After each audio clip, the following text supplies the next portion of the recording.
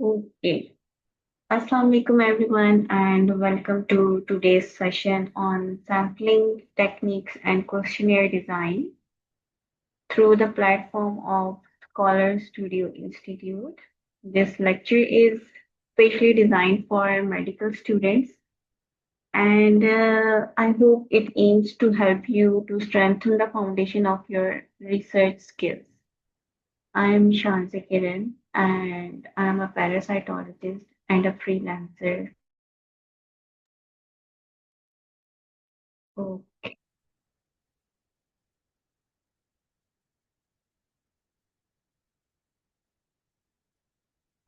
by the end of this lecture, you will be able to define what actually the sampling is, and you will be able to recognize different sampling techniques and with medical examples.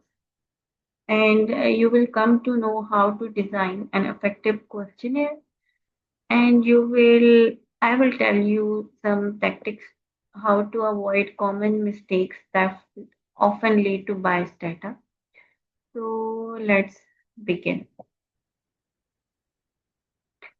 So beginning with the sampling, what actually the sampling mean? Sampling refers to selecting a subset of individuals from a larger population for the purpose of conducting a study. So let me explain this whole statement to you. For that purpose, you have to take the whole population as a set.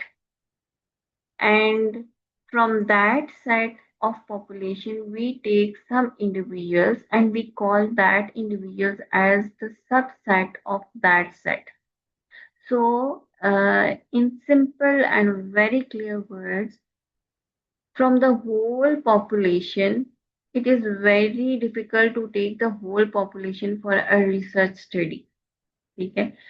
तो इसलिए we take few individuals from that population which will represent our research work that we call as a sample. So what is sampling? It is a method of selecting a subset of individuals from a whole population to which will these individuals represent the whole population in a research work. And this sampling is essential in epidemiological studies, clinical trials, and the survey studies.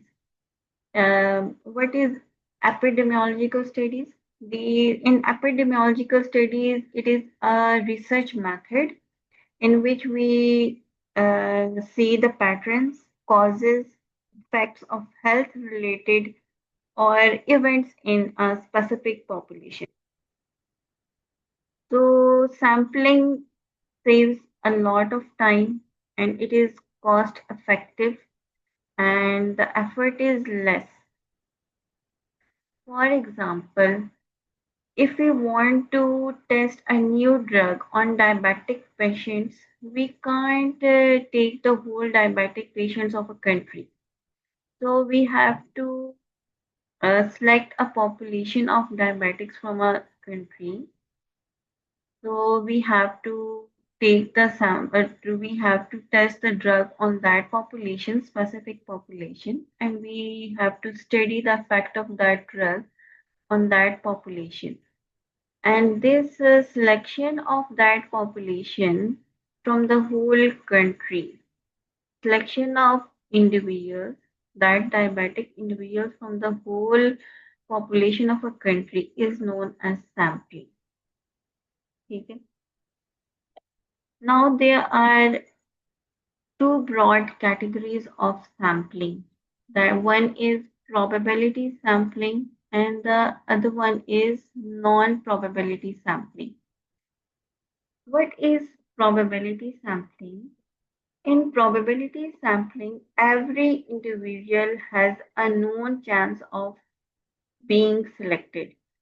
But every individual has a chance of being selected in this type of sampling research. While in non-probability sampling, some individuals have no chance of selection. Now, this probability sampling, where every individual has a chance of selection, is further divided into four categories. That is simple random probability sampling, stratified sampling, systematic sampling, cluster sampling. And the other one, which is non-probability sampling, which is in which no individual, some individuals have no chance of selection, is further divided into convenience sampling, quota sampling, purposive sampling, and snowball sampling. Now we will explore each of these sampling categories in detail, beginning with the simple random sampling. It is the most basic type of sampling, and in this type of sampling, every individual has an equal and independent chance of being selected. As its name suggests, it is simple and every individual has a random chance of sampling. For example, if we want to study the diabetic condition from a hospital, randomly we will select 10, 100 to 200 patients from that specific hospital for a study. And the selection is based on the registry of the patients from the hospital entry data. This is simplest type of sampling which we do for our medical research. It has some pros and cons also. The plus point is it reduces the selection bias, which means that no individual is preferred in this sampling technique. Randomly, we go to the hospital and we see their list of patients, and randomly we select the top 100 patients for a research work. And secondly, sometimes the inquiry list of the hospital is always not available, which can be sometimes problematic. So that is the con of this sampling technique. Moving on to the next, that is stratified sampling. The word stratified has come from the word strata, which means subgroup. And in this type of sampling technique, we divide the whole population into different subgroups based on the age, based on their gender, and based on the disease severity. And then random samples are drawn from each stratum. For example, sampling equal number of male and female smokers from the lung cancer study. Here we divide the whole population of smokers into two categories based on the gender, that is male and female. And we can further subdivide this whole population into the other strata, that is age. Okay. The plus point is it ensures representation, and the subgroup which we highlight must be clearly defined. Now, quickly moving on to the next, that is cluster sampling. Cluster sampling is basically for the large scattered population in which we divide the population into different clusters, for example, into hospitals and wards, and then randomly selecting clusters. Okay. Everyone in the selected cluster becomes a part of the sample. For example, we divide the whole population of a particular area into three hospitals. For example, if we want to check the status of COVID patients in that hospital, we choose three referred hospitals, and then randomly we will select the top 100 patients for our study. And it is useful for the population when the population is large.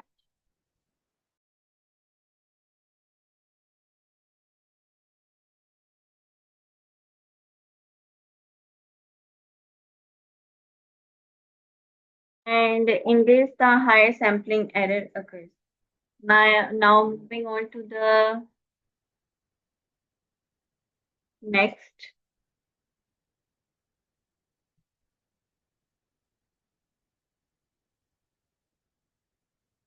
Yes. Now the next sampling technique is convenience sampling. For convenient cluster sampling, yes, cluster sampling. We are done with the cluster sampling. Now we are moving towards the convenience sampling, as its name suggests. We sample people who are easiest to reach. Imagine we want to study students' stress level, so you just survey your own classmates. It's that type of sampling. Okay? It's very convenient, it's easy to approach, and it's quick, inexpensive, but the results are often biased and can't be generalized to the whole population. Now, moving on to the next, that is snowball sampling, which is an example of non probability sampling. Snowball sampling, it refers to the hidden population or the niche population that is very hard to reach. For example, we start with very few participants who then refer others like a snowball rolling and growing. Okay. In this type of sampling, we select that particular subject. Here, the subject means the patients or the individual. We select few subjects, then they refer the other patients. For example, if you are studying intravenous drug users, you initially contact the ones who are near to you, and then they may also refer the other people who are into these drug using habit. So this is that type of sampling. It is known as snowball sampling. इसमें ये होता है कि one we select one person, one subject, then he or she inform us about the other people who are into such practices. ठीक हो गया. Now this was whole sampling techniques. Your choice depends on your research goal, population accessibility and availability. ये तमाम sampling की types थी. So you have to select it based on your own research work, based on your own easy approach, ठीक है, which suits your research. Now let's move to the second half of today's lecture, that is questionnaire design. How we design questionnaire for our research work. And one thing I tell you, in research, especially in medical studies, a well-designed questionnaire can mean the difference between a reliable data and a misleading result. Poorly designed जो questionnaire होता है, it can lead to confusion, response biased होते हैं and is inaccurate in conclusion. जितना अच्छा questionnaire बना होगा उतना reliable डाटा होगा एंड उतना ही reliable हमारी research होगी. And the questionnaire designs होते हैं, they are very important in CAP studies, patients feedback and clinical service. What is CAP studies? K is for knowledge, A is for attitude, and P is for practices. Simply, these studies assesses population understanding, beliefs, and behaviors related to specific topics. Now, I will tell you what are the types of questions that are need to be included in the questionnaire. There are different types of questionnaires. You will use them according to your own research. First one is close-ended questions. These are the yes/no questions. These are multiple choice questions. Okay. And the other one is open-ended questions. They allow the respondents to elaborate and they are very hard to analyze. sometimes. Another type of questions are demographic. Demographic means they are based on the age, they are gender biased, and they are educationally connected. And some questions are clinically based.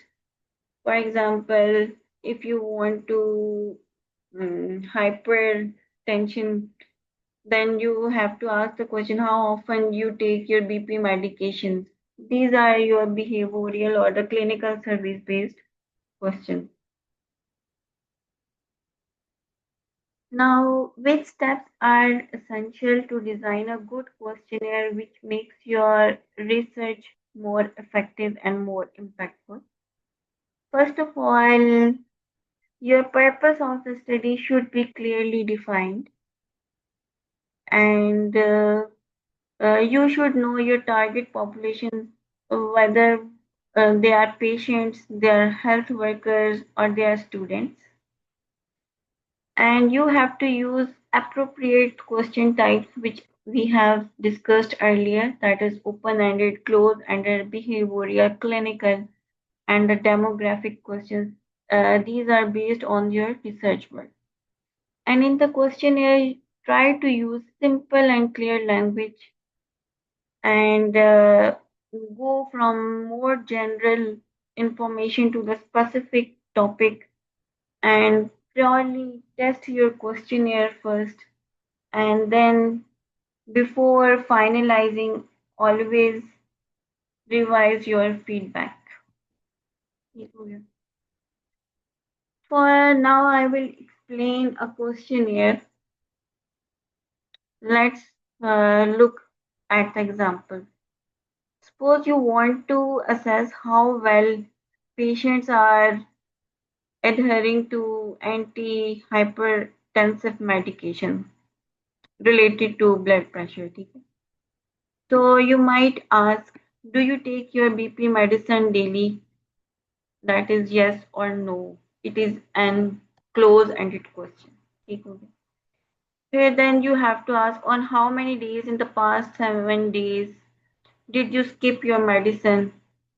Then the respondent, it has a choice to answer in 1 or 2 lines whether he want to explain some reason, which could be cost of medicine, forgetfulness, or the side effect of medicine for which he or she has stopped the medication. Then the multiple choice question, if you want to ask, then it could be, what are the main reasons for skipping? For that purpose, you have to give 2 to 3 choices to answer this question. It was just a medical questionnaire example, which I have given to explain you how to design a question. अच्छा जी, now while designing a good questionnaire which supports your research work, always avoid to push the respondents towards a particular answer. एक बंदे का point of view बनाने के लिए उसको push नहीं करना चाहिए. जैसे here is a question, for example, you agree that exercise is good, right? Now here you have given the choices that exercise is good, and it's you are emphasizing that it's right, so that you show that the answer comes in yes. Now another example is, what is your opinion on regular exercises? You can ask the question in this manner. Instead of asking, do you agree that exercise is good? You can ask, what is your opinion on regular exercise? Give some space to your respondent. Yes. And secondly, we have to avoid double barrel question in which two factors are taken together. We have to avoid that question because two factors can't be studied together. Okay. Then the do's and don'ts of a questionnaire. Always use a clear language, and include neutral options. Prior test your questionnaire and avoid assumptions, avoid ambiguity, avoid adding too much details, and don't overload the respondents. Now, here are two key qualities of good questionnaire. One is validity, and the other is reliability. Validity means your questionnaire actually measures what it is supposed to do. Your questionnaire actually measures what it is supposed to. So if you are measuring anemia, don't just ask if someone feels tired. That's too vague. Okay. And the reliability means if the questionnaire is repeated in the same condition, it will give us the similar result. Okay. Now let's summarize the whole lecture of today. Beginning with the sampling, we started with the sampling, which is the essential for effective research. It saves time and resources, but the right technique must be chosen by you. Probability methods are more accurate, while non probability methods are more convenient. Then, moving on towards the questionnaire, designing a good questionnaire requires clarity, structure, and prior testing. Remember one thing, always keep your research objective in focus and avoid introducing bias through your questions. So that's all. That brings us to the end of the session. You have to remember that great research begins with the smart planning. And in today's lecture, you study that what is that smart planning for your research. If you are carrying a surveys or a clinical workout or a demographic epidemiological studies, then you have to design a questionnaire which is easy to read, easy to answer, and it covers all the perspective of your research. And then selecting a sample, it adds attention to the details, which makes all the difference. That's all from my side. I hope it makes some sense for you. Thank you.